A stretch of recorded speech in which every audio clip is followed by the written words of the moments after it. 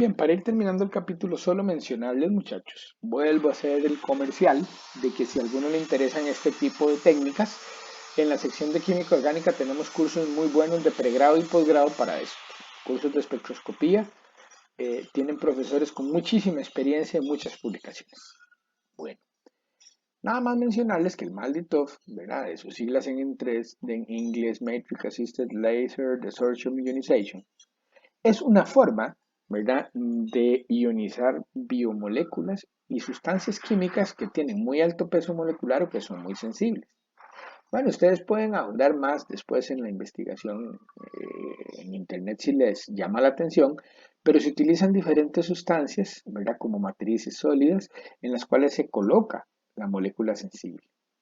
Y luego, estas matrices con mi molécula sensible son tratadas, ¿verdad?, con pulsos de láser, ¿verdad?, que les permiten de forma suave a las macromoléculas, muchachos, ionizarse, ¿verdad? Y formar un spray que puede ser analizado por masas. Bueno, fíjense ustedes que el uso del maldito para la secuenciación del DNA es un experimento bastante importante porque fíjense que en una secuenciación se generan fragmentos, muchos fragmentos que son interesantes de ver, ¿verdad?, en un espectro de masas, ¿ok? Que es interesante ver cuáles fueron los que se formaron, ¿ok? Claro, yo inyecto una mezcla como esta en un equipo convencional con 70 electronvoltios y no veo nada, porque todas las moléculas sensibles se van a desarmar y no van a formar ni el ion molecular de interés, ¿ok?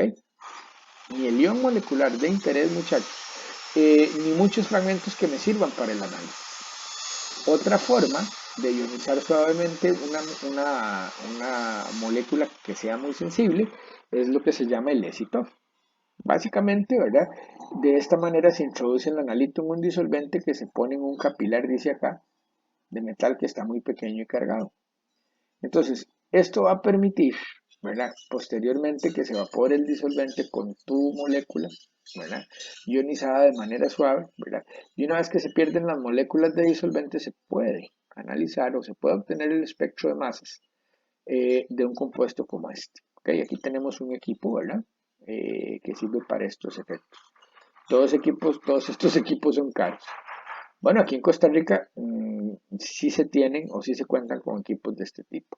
Bueno, que tienen, por ejemplo, por si a alguien le interesa una referencia, en la que se usa el ECITOF, digamos, para analizar una molécula tan compleja y tan grande como esta. Bien, finalizamos hablando de la espectrometría de masas o tándem, muchachos. ¿Okay? Fíjense ustedes que nosotros podemos tener, ¿verdad?, una muestra que tenga muchas sustancias diferentes. De hecho, este tipo de equipos se utilizan para analizar fluidos, ¿verdad?, de organismos vivientes. Se puede hacer lo que se llama entonces la metabolómica, muchachos. Entonces, si tengo una muestra compleja, hago una ionización suave, obtengo un montón de diferentes tipos de iones, ¿verdad?, moleculares de diferentes especies que pueden separarse posteriormente, ¿verdad? Y en otro cuadrupolo, en otra parte del equipo, ¿verdad?, donde hay un sistema adecuado, puedo volver a hacer la fragmentación de cada uno de estos iones. Y después, de acuerdo con las masas iniciales, yo puedo obtener, ¿verdad?, después de otra separación, muchachos, ¿verdad?, digamos, los fragmentos que corresponden a cada uno de los iones moleculares. Uy, técnica muy útil. Bueno, fíjense el tipo de moléculas que se pueden analizar, ¿verdad? Moléculas con varios azúcares muy sensibles y como les digo, utilizando estas técnicas se han analizado proteínas, se han analizado lípidos, ¿verdad?, carbohidratos o mezclas de estos que son complejas. Bueno, este es el equipo que tiene el Ciprona, muchachos, ¿verdad?, que es un equipo, ¿verdad?, que sirve para hacer masas de masas o tándem, ¿sí? ¿Ok? Y que además me puede permitir obtener la masa molecular exacta. Bueno, en el cloromiro picado, ¿verdad?, se tienen equipos que también hacen este tipo digamos, uh, de ionización suave, ¿verdad?, para analizar, por ejemplo, las proteínas de los venenos de las serpientes. Muy bien, muchachos, para terminar este capítulo vamos a hacer unos ejercicios en los cuales podamos obtener la estructura de un compuesto, ¿verdad?, a partir del espectro de masas, nada más, y el espectro infrarrojo. Bueno, esta labor será más sencilla o por lo menos tendremos más información para realizarla cuando veamos los espectros de resonancia magnética nuclear. Bien, entonces aquí hay varias cosas que hacer, ¿no? En primer término, pues hay que analizar el infrarrojo para determinar qué grupos funcionales son posibles, ¿verdad? En este compuesto y hay que analizar el espectro de masa con el fin, ¿verdad? De obtener dos cosas importantes. Primero, a partir del ion molecular, que como ustedes pueden observar, es de 84 en este caso, ¿verdad? Eh, obtener la fórmula molecular. Y en segundo lugar, a partir del fraccionamiento, o sea, el patrón de fraccionamiento, y en este caso, ¿verdad? A partir del pico base, que es de 55, poder obtener la estructura de la molécula. Bueno, vean, vamos a ver una cosa que se llama la regla del 13, ¿ok? La regla del 13, pues es un procedimiento sencillo, ¿verdad? No existe solo este, existen muchos procedimientos de este tipo para obtener la fórmula molecular a partir de un espectro de masas, ¿ok? La regla del 13, como dije, es un procedimiento sencillo, es bastante fácil de hacer y por esta razón, muchachos, la vamos a emplear, la vamos a explicar con estos tres ejercicios, ¿verdad? Para que ustedes puedan obtener la fórmula molecular de una manera sencilla. Por supuesto que cuando hay suficiente información, ¿verdad? Tal vez no es necesario utilizar la regla del 13, ¿ok? Ya lo veremos con ejemplos que tengan más espectros, cuando tengamos, por ejemplo, los espectros de resonancia magnética nuclear. En algunos casos, sencillamente no hace falta, muchachos, ¿verdad? Se puede hacer al cálculo, ¿verdad? O con base en la información de la resonancia magnética nuclear, yo puedo tener una idea muy clara, ¿verdad? De cuántos carbonos hay, cómo están dispuestos, ¿verdad? Y los hidrógenos que están enlazados a estos. Sin embargo, en ejercicios como estos, en donde tenemos poca información, la regla del 13 resulta ser un procedimiento bastante útil. Bueno, entonces vamos a obtener primero la fórmula molecular a partir de la regla del 13. ¿Ok? Entonces, fíjense, el primer paso, ¿verdad? Que debemos de seguir en esta famosa regla del 13 es determinar, ¿verdad? La cantidad posible de carbonos que hay, ¿verdad? En esa molécula. Entonces, para esto, nosotros tenemos que dividir la masa del ion molecular entre 13. ¿Ven? Entonces, resulta ser, ¿verdad? Que 84 entre 13 nos da, vamos a ver, 6,46. Vamos a ver, 153, 153, 84. ¿Ok? Entonces, una vez que he hecho esta división, me fijo en el número entero, muchachos. Acá está, ¿verdad? Eh, que tenemos, ¿verdad? Todavía no veo los decimales. Y entonces establezco que el número posible de carbonos en la molécula va a ser igual a 6. Esa es la primera, o el primer paso de la regla del 13. ¿Ok? El segundo paso, ¿verdad? Vamos a ponerlo por acá, de la regla del 13, consiste ahora sí en tomar estos decimales, ¿verdad? Para calcular lo que se llama el resto o el R. ¿Ok? Entonces, resulta que ahora, utilizando los decimales que tenemos, que obtuvimos de la división anterior, ¿verdad? Pues nosotros vamos a estimar este factor de corrección, digámoslo así, o este factor R, multiplicando esos decimales sencillamente por 13. Bueno, fíjense ustedes que en este caso, ¿verdad? Esta multiplicación nos da 5, 9, 9, 9, etcétera. De tal forma que yo puedo decir que este factor R o resto es igual más o menos a 6. Lo puedo redondear al número superior sin ningún problema. ¿Ok? Ahora, para calcular el número posible de hidrógenos, ¿verdad? Yo digo, yo establezco lo siguiente según la regla del 13. El número posible de hidrógenos es igual a la suma, muchachos, del número de carbonos que determiné anteriormente más el R. De tal manera que, como ustedes pueden ver, ¿verdad? Aquí tengo R de 6 y había estimado que el número de carbonos era 6 Entonces, el número posible de hidrógenos en esta molécula es de 12. Bueno, el tercer paso de la famosa regla del 13 es, ¿verdad? Que nosotros corrijamos esa primera fórmula molecular que obtuvimos.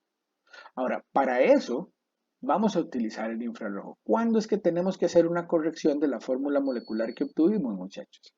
Bueno, cuando hay heteroátomos en la molécula. ¿Cuáles heteroátomos? Oxígeno, nitrógeno, bromo, cloro o azufre.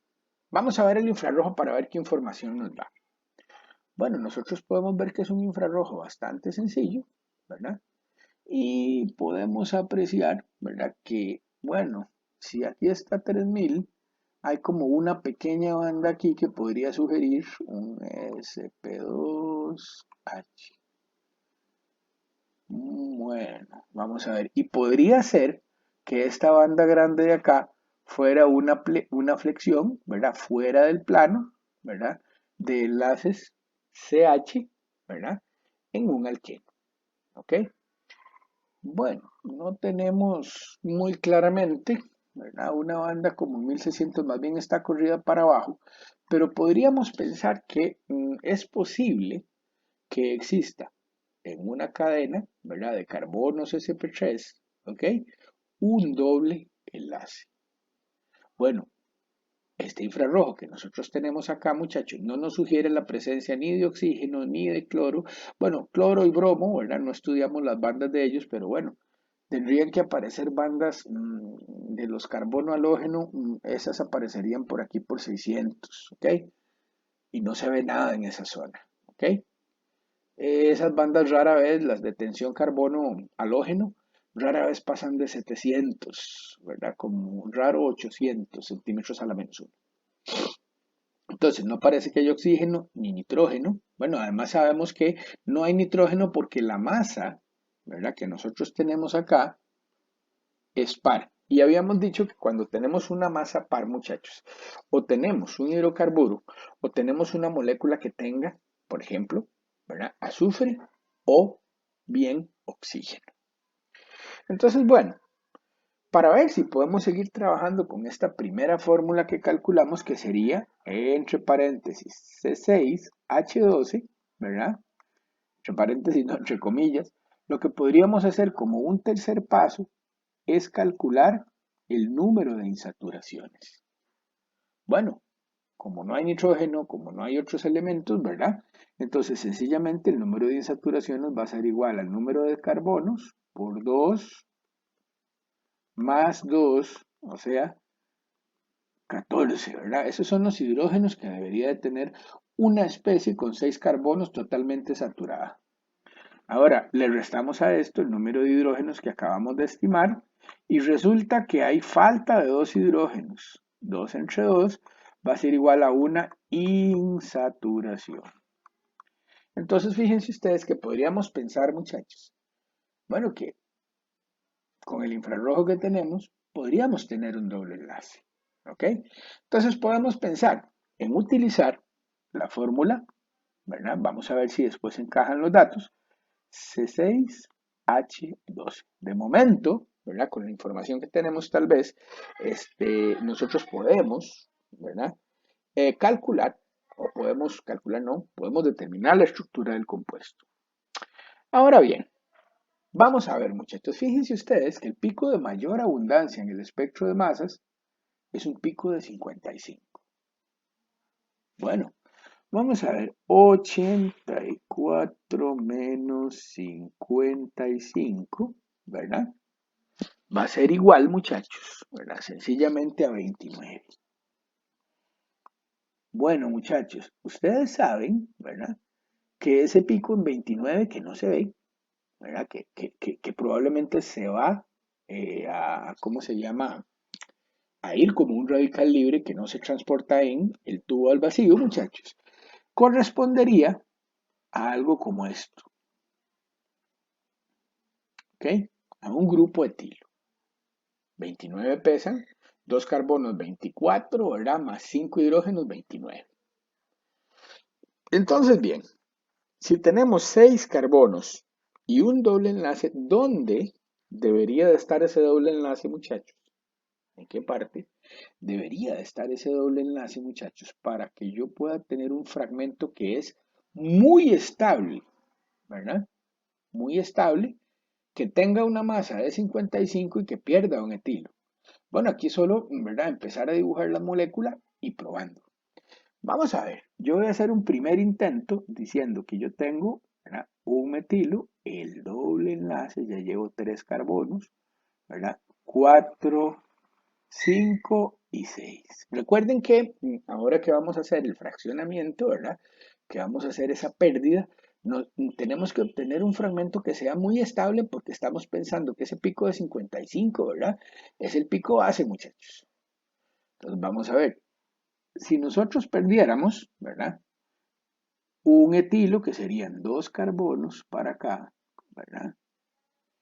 ¿Qué es lo que podríamos generar? Fíjense que nosotros podríamos generar algo como esto. Vamos a ver, algo de 4 carbonos que tenga carga positiva en esta posición. Claro, muchachos, si se nos generara ese fragmento y si ese fragmento pesara 55, ¿verdad?, nosotros podríamos pensar que la posición del doble enlace es esa. ¿Por qué? Porque vemos, ¿verdad?, que para que ese fragmento se forme, tiene que perderse un etilo, ¿verdad?, que no se detecta porque es un radical libre sin carga. Pero este fragmento realmente sí es muy estable porque es un carbocatión de tipo alílico, ¿verdad? Y nosotros sabemos, ¿verdad? Disculpen, nosotros sabemos, ¿verdad?, que hay otra estructura resonante de esto que es la siguiente, ¿cierto? Entonces, resulta ser, ¿verdad?, que la fórmula entonces que tiene ese carbocatión alílico es, contemos, 1, 2, 3, 4, C4. Vamos a ver, aquí hay 2 hidrógenos, si no, no puedo tener carga positiva. 2, 3, 4 y 3, 7. Vamos a ver. Entonces resulta ser, ¿verdad?, que 4 por 12, muchachos, es 48. Más 7, 55. ¿Ok? Entonces, nosotros acabamos de encontrar un fragmento, ¿ok?, que es tremendamente estable porque está estabilizado por resonancia de un carbocatión alílico. Con la información que nosotros tenemos, muchachos, ¿verdad? O sea, tenemos un masas en el que se han identificado claramente nada más los picos y un infrarrojo, ¿verdad?, que tiene unas bandas que parecen ser de un doble enlace, muchachos. Bueno, pues entonces nosotros con esa información que tenemos podemos decir que la estructura de nuestro alqueno es este. Ahora, si ustedes quisieran asegurarse de si es isotrans, vamos a ver 1, 2, 3, 4, 5 y 6. Esta sería una primera estructura que podemos proponer. ¿Ok? Entonces, fíjense ustedes, muchachos, que si quisiéramos asegurarnos de que el doble enlace es trans, habría que ir a buscar esta banda, ¿verdad?, en una tabla, ¿verdad?, en una tablita de esas que les dije, ¿verdad?, de los alquenos, en la cual se muestre dónde aparecen las bandas o la banda, ¿verdad?, de un alqueno disustituido y en trans. Bueno, veamos ahora la respuesta del ejercicio. Bueno, pues fíjense ustedes que es la estructura que nosotros propusimos. 1, 2, 3, 4, 5 y 6. ¿Ven? Aquí se pierde el etilo y nos queda el carbocatión alílico de 1, 2, 3 y 4 carbonos del que hablamos. Pues muy bien.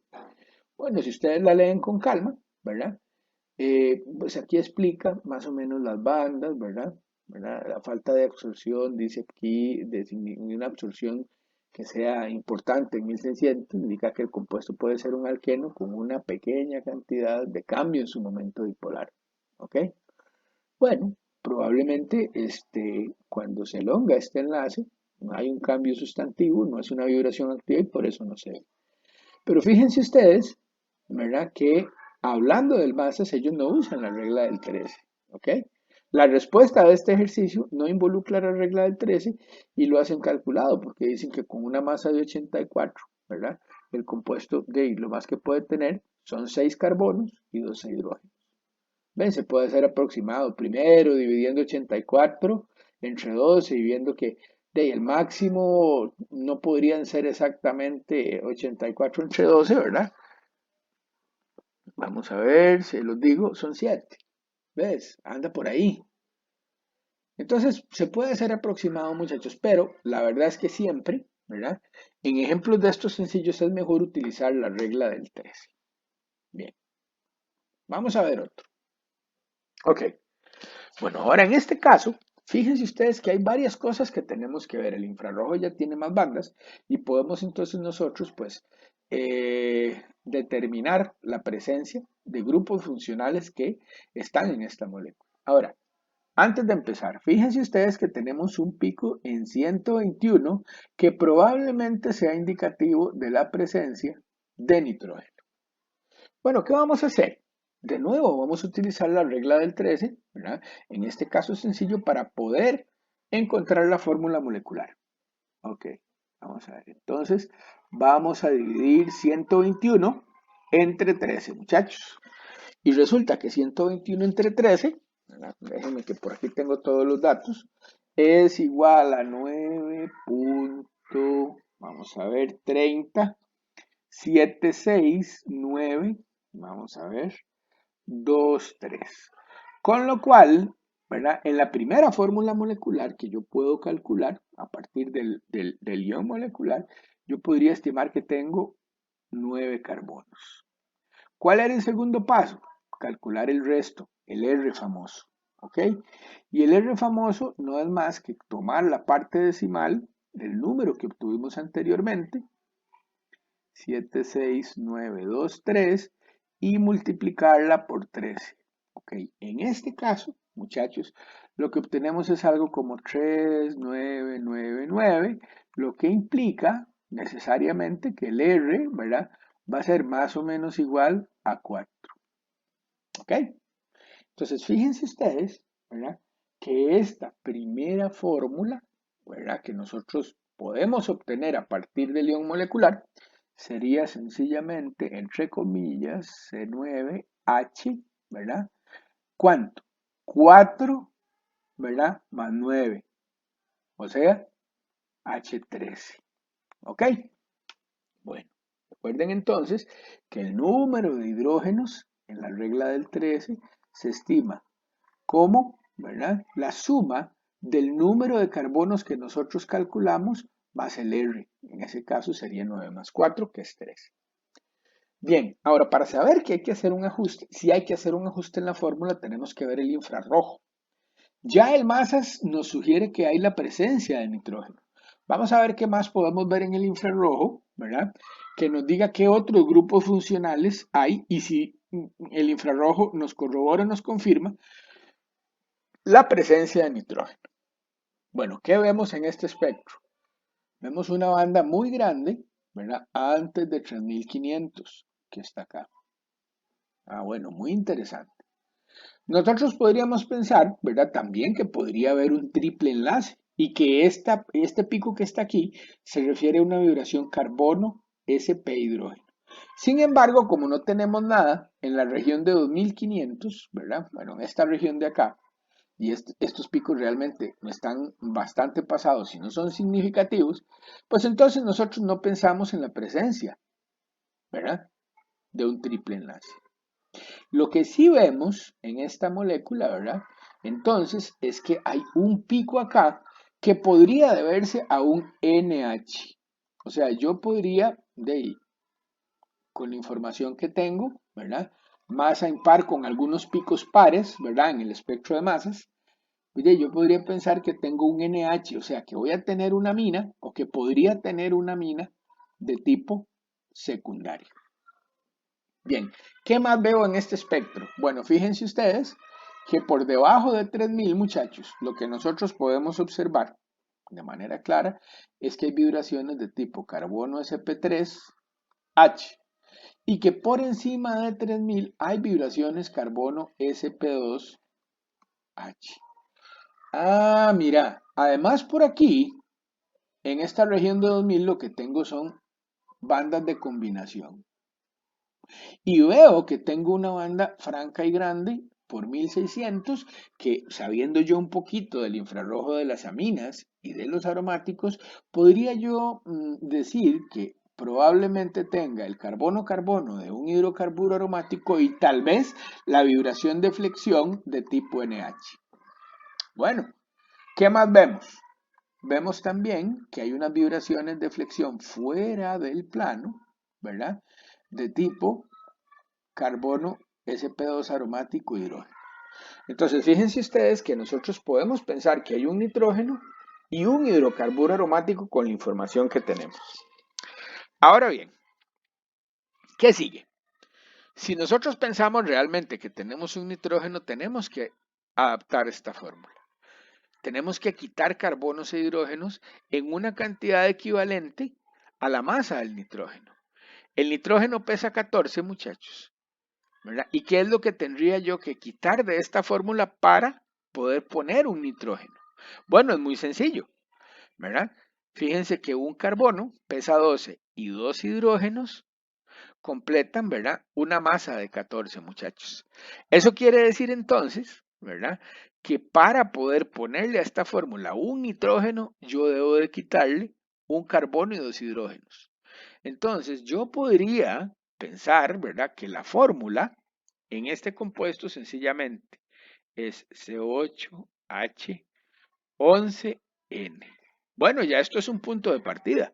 Vamos a ver si después la información adicional que nos da el masas inclusive nos confirma esto de algún modo. ¿Ok? Ahora bien, lo que sigue para ver si me va calzando la información es que yo calcule el número de insaturaciones. Entonces, esto lo podríamos hacer de dos formas. Recuerden que hay una fórmula que dice que I de H, sea el número de insaturaciones, va a ser igual a 1, ¿verdad? Más el número de carbonos menos, y abro paréntesis, muchachos, ¿verdad?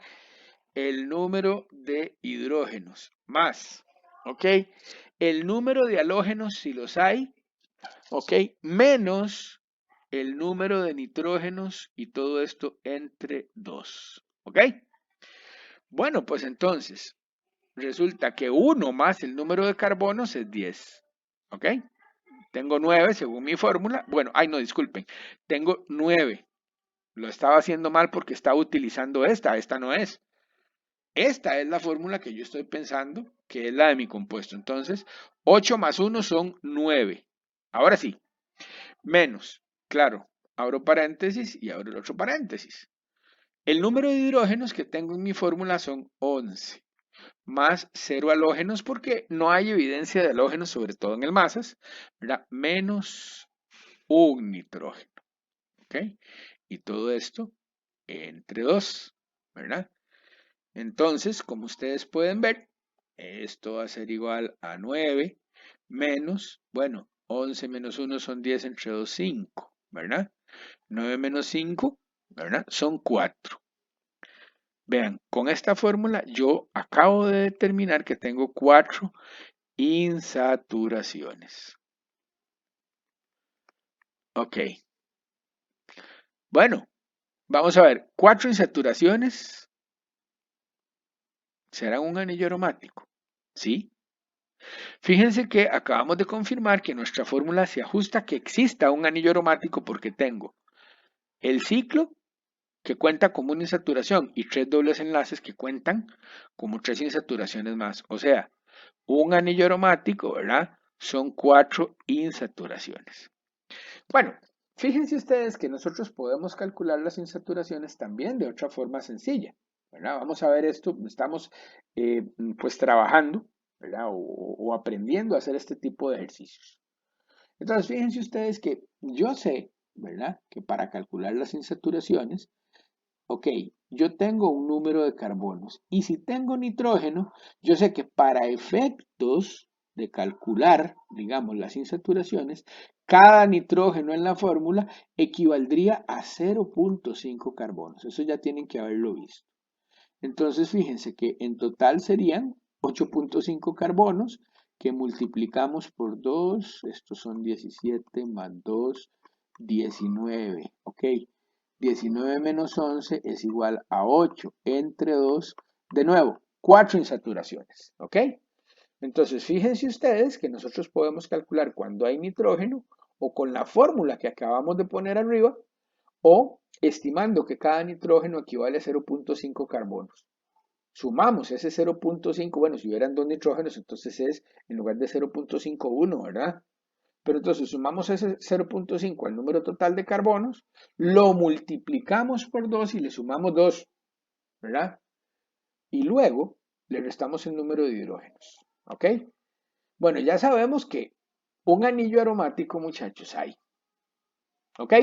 Y que además del anillo aromático, la otra cosa que hay, ¿verdad? Es una amina secundaria. Bueno, muy bien. Ahora, ¿cómo podemos proceder con el MASAS para saber si efectivamente, ¿verdad? Nosotros tenemos, ¿verdad? Pues esa amina secundaria y cómo se acomoda esa amina secundaria con el aromático. Vamos a ver. Entonces ahora yo voy a restar de 121 muchachos, 106 que es el pico base, ¿ok? 121 menos 106, ay, es igual a 15. ¿Qué es 15?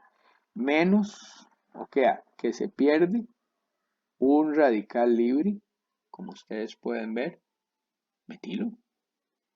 Bueno, y entonces aquí, lo que vale la pena pensar o recordar, muchachos, o más bien pensar en cuáles son las rupturas más comunes de las aminas. También tendremos que pensar en las de los aromáticos, pero ¿cuáles son las rupturas más comunes de las aminas? Ustedes se acuerdan que nosotros habíamos visto que las aminas pueden formar unos iones que se llaman iminio, ¿verdad? Entonces, vamos a ver. Si yo tuviera una estructura como esta, muchachos, fíjense, esto pues hay que probar, ¿verdad? Hay que dibujar las cosas a ver si realmente se cumple esto. Fíjense que aquí tengo dos carbonos. Y fíjense ustedes que si nosotros retiráramos este metilo como un radical libre, pues vamos a ver, el ion iminio que se nos generaría, ¿verdad? Sería así. ¿Ok? A eso me refiero con que se da la formación del ion iminio. Ahora bien, ¿cuánto pesa eso? Ok, la fórmula de esto es C7H8N. ¿Ok? ¿Cuánto es la masa de esto? ¿Verdad? Bueno, 7 carbonos pesan 84 más 8 más 14, ¿verdad? Y resulta que eso es igual, muchachos, a 106. Entonces, este ion iminio, ustedes ya saben que está estabilizado, ¿verdad? Por resonancia, ¿verdad? Puedo dibujar otra estructura en que este par de electrones estén sobre el nitrógeno y la carga positiva sobre ese carbono. Además, fíjense que si esto se rompiera aquí, tendríamos la pérdida del metilo terminal, ¿ok? Entonces, ese pico de 106, ¿verdad? Que es el pico más estable, que es el pico base, muchachos, ¿verdad? Podría venir de la ruptura alfa de esa amina secundaria. Bien, ahora tenemos otro pico que es bastante particular que está en 77. Bueno, y ese es más fácil. Sé que no hemos estudiado todavía con detalles todos los tipos de ruptura, pero aquí vamos a introducir algo que es muy importante. Y es que cuando yo tengo un anillo aromático, muchachos, hay una ruptura, ¿verdad? Que es muy importante, que es la ruptura, ¿verdad? Del anillo con lo que tenga enlazado para generarnos una estructura de este tipo, vean.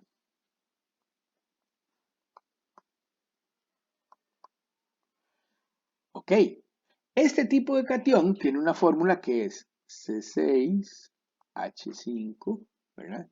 Y resulta, ¿verdad? Que C6H5, muchachos, es igual a 77, que es ese pico que está ahí. Entonces, como podemos ver, ¿verdad? La estructura que nosotros acabamos de reportar como posible para este compuesto encaja. Vamos a ver, ahora, muy importante. Resulta ser que 121, más cosas, para estar totalmente seguros, 121 menos 77 sería igual, muchachos, a 44. Bueno, lo que nos resta ver es si el fragmento que se desprende, ¿verdad? Pesa 74. Ok, este fragmento, ¿verdad? Que contiene el nitrógeno y los dos carbonos, ¿verdad? Lo vamos a poner por aquí, y sería algo como así, muchachos. H, ¿verdad? Y sería un radical libre, podría ser como así, con dos carbonos. ¿Ok? Pues bueno, vamos a ver, la fórmula molecular de esto es C2, aquí los dos carbonos. Vamos a ver, H3, 4, 5, 6N. ¿Ok?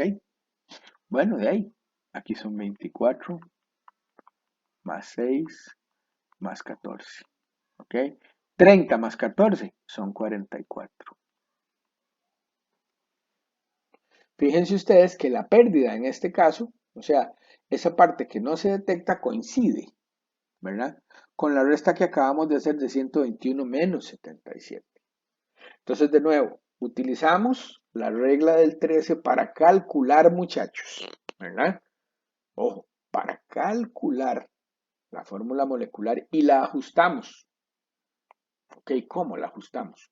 Sí, la ajustamos, muchachos, quitando carbonos e hidrógenos porque detectamos la presencia de nitrógeno.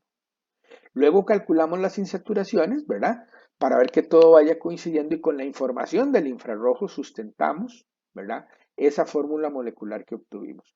Luego estudiamos los fraccionamientos de masas, muchachos.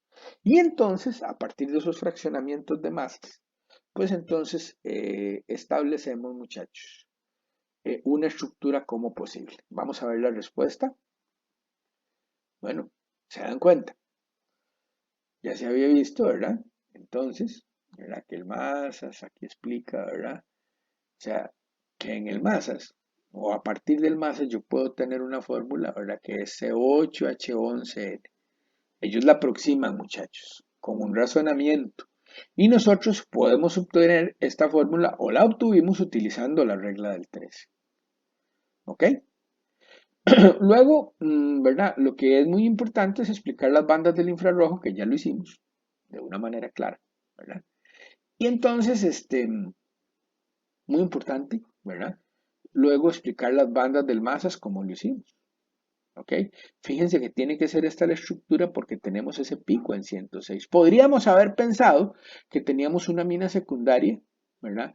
Con un carbono bencílico, pero claro, fíjense ustedes que esto entonces se habría roto aquí para formar un carbocatión bencílico que es muy estable.